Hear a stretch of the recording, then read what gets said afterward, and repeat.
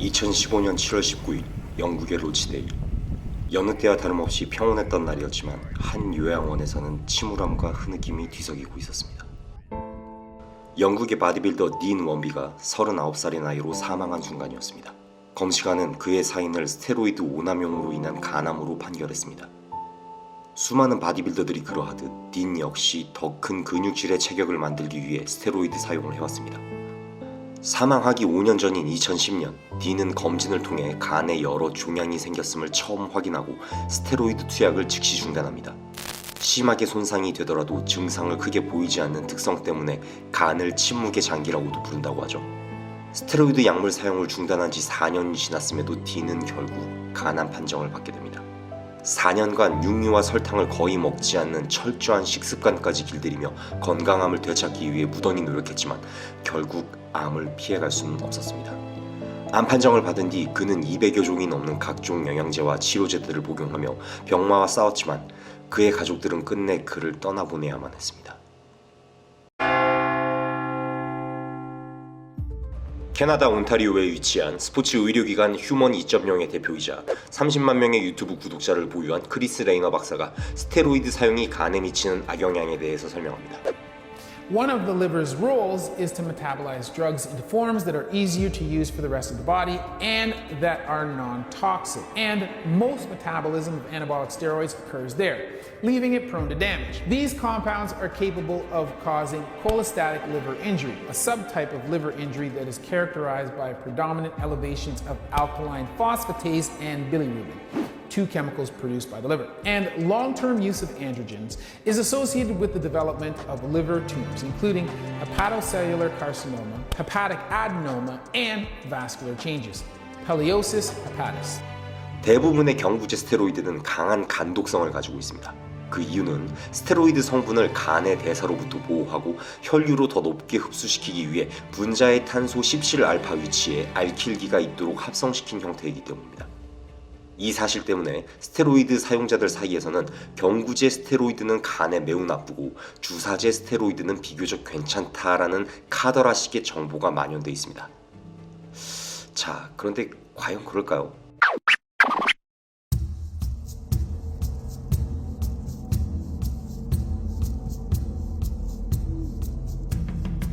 아나 페트로비치를 포함한 8명의 전문의들이 2022년 7월에 발표한 아나볼릭 안드로제닉 스테로이드 유발성 간 손상 업데이트 편 논문에 따르면 대하고 잘 알려진 주사제 스테로이드 성분인 난드롤론이 간 손상과 명확한 관계가 있음을 나타내고 있습니다.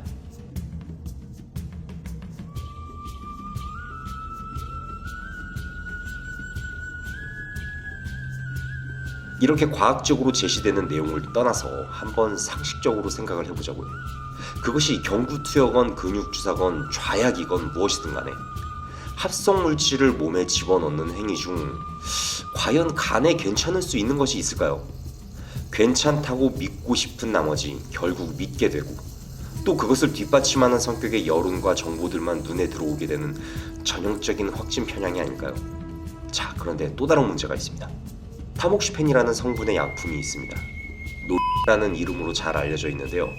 본래 목적은 높은 수치의 여성 호르몬에 노출돼 유방암이 발병된 여성들을 치료하는 목적으로 만들어진 항암제입니다만 안드로제닉 아나볼릭 스테로이드 사용자들이 남성 호르몬의 상승과 더불어 높아진 여성 호르몬을 낮추기 위한 목적으로도 사용하고 있는 약물입니다.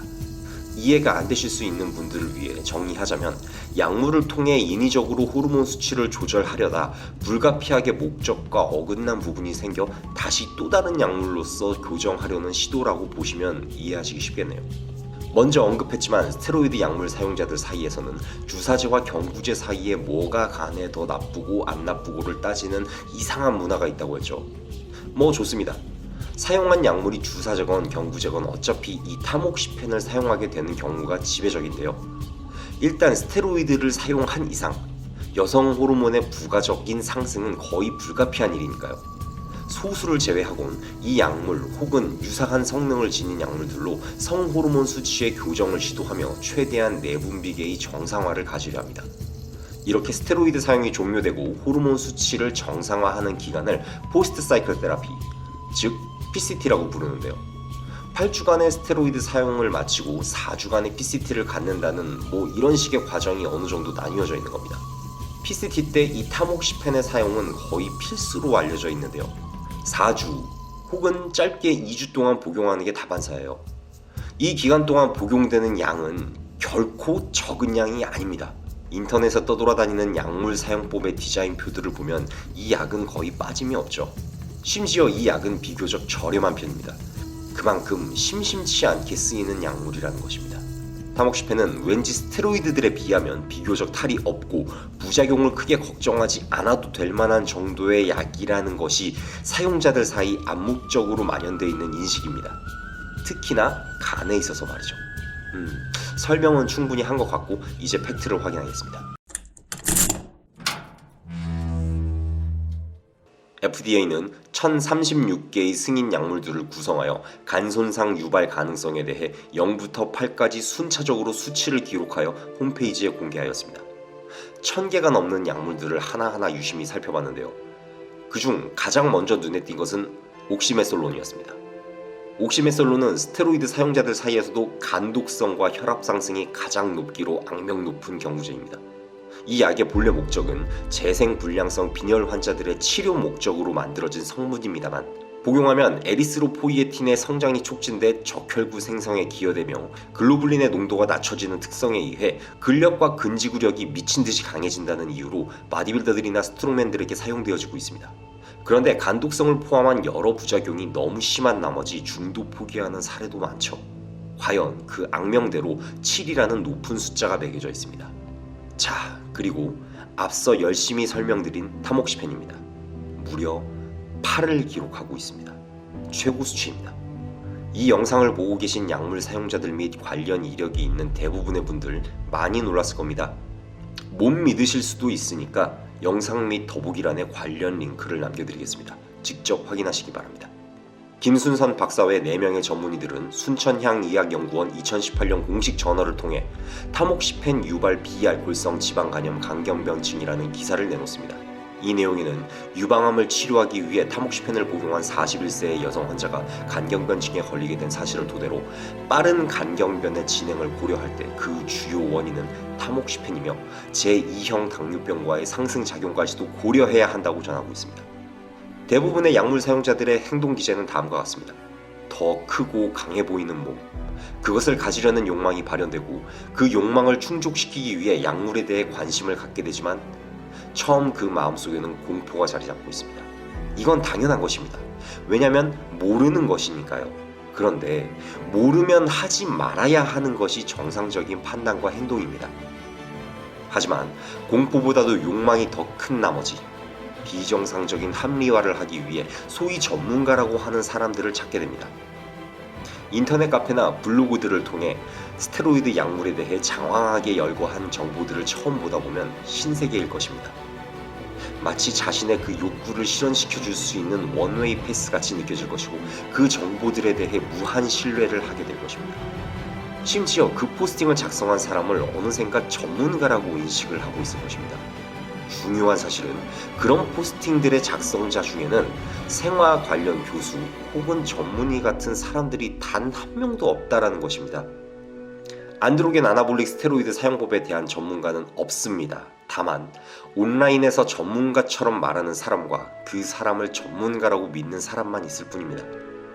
전문가라면 간독성이 가장 높은 이런 약물을 아무렇지 않게 언제 어떻게 먹어야 한다라고 이야기하지 않았을 것입니다.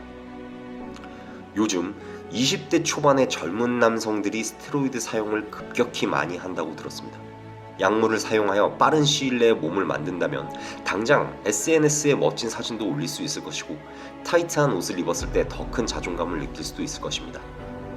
하지만 그 멋진 외모와 이미지 뒤로 여러분의 간, 그리고 심장, 혈관 등의 장기들은 근육이 발달한 시간만큼 신속하게 노화돼 있을지도 모를 일.